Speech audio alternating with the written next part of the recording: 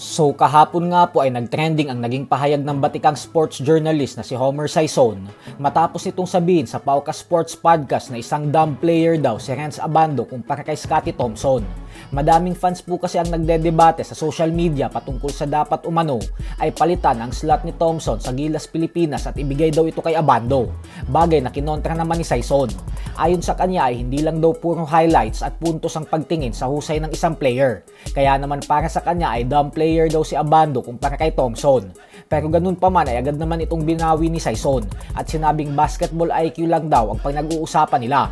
Giit nito na kung basketball IQ ang usapan ay kulelat daw talaga si Abando kumpara kay Thompson. Mas complete package umano si Thompson. At patungkol naman sa argumento na nasa KBL si Abando at nasa PBA lang si Scottie, ay sinabi naman ni Sison na sa katunayan umano ay napakadami ng offer ni Thompson sa Japan B-League at KBL ng South Korea. Sadyang hindi lang daw ito umalis gawa ng malaki na ang sinasahod nito sa Hinebra. Kung may IQ test tayo, basketball IQ, kulelat si Abando compared kay Scottie Thompson. Yeah, Abando is a dumb player compared to Thompson. Oh my God. Medyo ano naman yata yung basketball word na dumb. IQ wise. Ang ibig ko sabihin, come on. basketball IQ wise. Oh. Ako I like Medyo that masakit kid. naman yata yun. Okay, sorry lang. As a little dumb na lang. Huwag sa ating sabihin dumb. Okay, let me rephrase kasi magkamali tayo. He's not a dumb player. I'm just saying Scottie is a wiser player.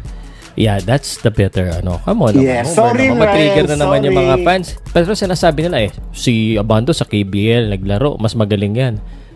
Si Scottie pang PBA lang. Ano masabi mo dyan?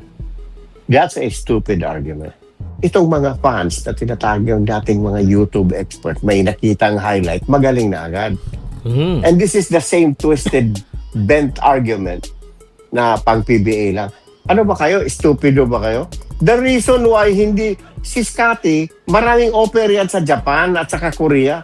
Hindi lang umalis sa Hinebra kasi he doesn't have to. Laki na ng sweldo niya dyan sa Hinebra. Basketball is not just about offense and highlights. There are little subtleties like defense, steals, rebounds, and Scottie is more of a complete package compared to Abando. Yeah. As good as Abando is. Oo, di ba? Dahil sa mga pahayag na yan ni Homer Sison ay agad naglabas ng reaksyon si Abando dahil hindi talaga ito natuwa sa mga binitawang salita ni Sison. Ayon kay Abando ay wala daw silang problema ni Scottie Thompson, kaya ang pakiusap niya umano ay huwag i-bash si Scottie. Mataas umano ang respeto niya dito bilang isang player dahil magaling ito at isang napakabait na tao. Pero patungkol umano kay Homer Sison na tinawag siyang dumb, ay ang masasabi niya lang umano ay kaya niyang mag-adapt sa sistema sa ibang bansa. Kaya naman kayo na lang po ngumusga dyan. So hanggang dito na lang po muna tayo mga idol.